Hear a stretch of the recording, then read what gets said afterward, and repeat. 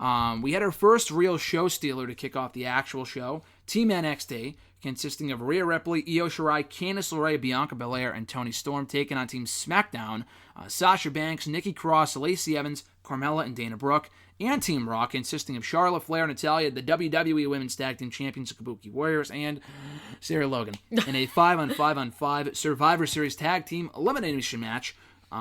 We said this yesterday. If they were going to have, NXT pick up the win in the end at the end of the show, I would have had this match main event over Baszler, Becky, and Bayley.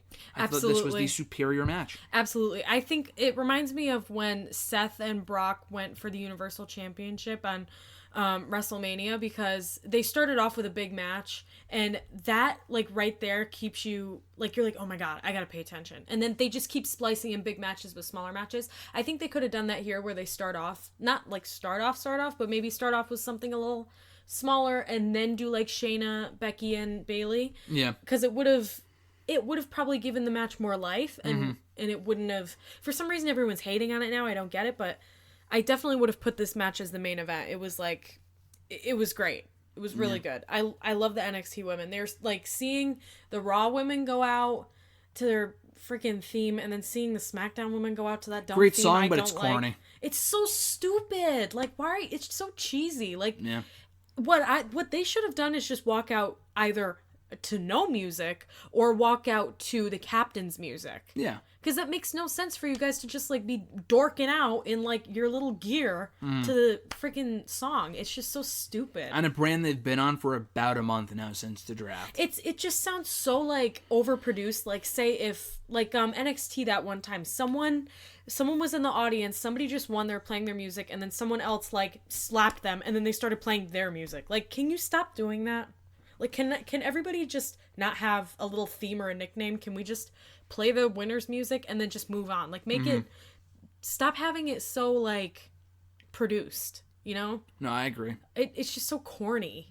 But the match, I thought, was very good. It definitely deserved to be the main event because the NXT women just stole the entire show. Yeah. Definitely. No, this was an amazing match. I love the layout too. It ended up coming down to Rhea Ripley and Sasha Banks. They worked amazingly well together. Yeah. And I didn't have high hopes for the match. After Io Shirai and Candice got bumped due to injury, whatever, which was obviously staged. But, they ended up coming back out. They wanted to paint NXT as, the bad guys on this show, I feel like. Maybe it's just me, but I feel like they went out of their way to make it seem like NXT was the enemy by having, Candice come out and help Rhea Ripley win and Io. And even when Ciampa eliminated Kevin Owens, they wanted to make them look like the assholes, even though they were favored over both brands. Yeah. Heavily over and Raw they deserve and to honestly clean sweep everybody. Yeah, exactly. So I thought that was weird. They want to paint it as, NXT is the enemy and this is our show. No, we're all cheering for NXT because they are the better show. They are. You know what I mean? It's stupid. But anyway, it was a great match. Rhea Ripley picking up the biggest win of her career on the biggest weekend of her career. Yep. Amazing. Rhea Ripley is a breakout star, winning War Games, winning this match as the sole survivor for NXT, and then beating Charlotte Flair and Sasha on SmackDown. How soon do you think we see her on the main roster? I would say in the next 2 months. Really? Yeah. Gonna fast track it. Okay. Or actually, that's a good point. Well, we brought it up before. What about the NXT Women's Championship? Yeah, that's a good point. I would say you could either see her you could either picture Vince saying, "I need her now," and then they just unfortunately have to forget the whole NXT women's thing. Yeah, but they do that all the time. They do it a lot. Exactly. So that either that could happen and she could come in the next couple of months, so the next 5 or 6 months, or she could come in the next year and get her NXT women's reign, and then someone else steps in and then takes it from her, and then she goes. I mean, Baszler we thought was coming up the night after WrestleMania this year. It's in November and she still hasn't been called up. No, and I heard that they want to keep her there for now so they could still have a big name up there because they really like her.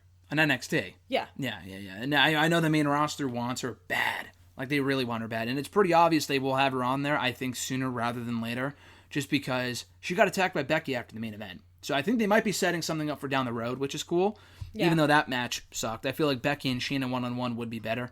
But anyway, great stuff here. Rhea Ripley, breakout star. I think it's really more a matter of when and not if we'll see her on the main roster. Yep. And she has been the breakout star, I would say, of that women's division in 2019.